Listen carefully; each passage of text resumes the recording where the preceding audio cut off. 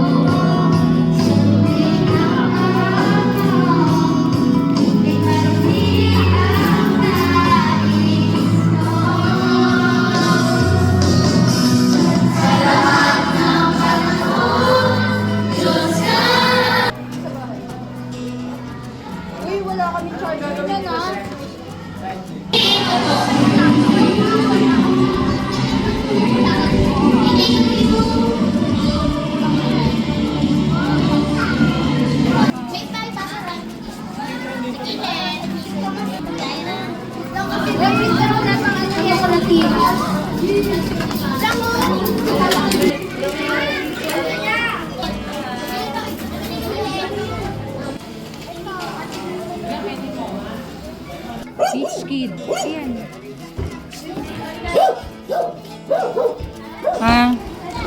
Dapat yung may pangalang Jacob. Kilala si Jacob sa Bible. Di ba Jacob? Eman. Anong tawag dyan sa kinakain mo? Ano yan? Gulay o prutas? Nako. Prutas yan o gulay? Prutas yan o gulay? Mali. Kantayin mo ang bahay kubo. Lilingkod na si Ching Ching. Service dog. Tsaka ano pangalan nito?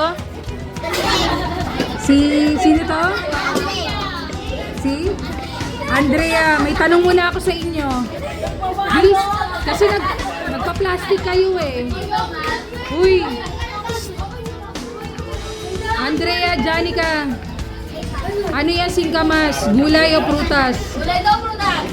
Gulay ko. Gulay. Ready? 1, 2, 3. Isa pa. Ready? 1, 2, 3. Okay.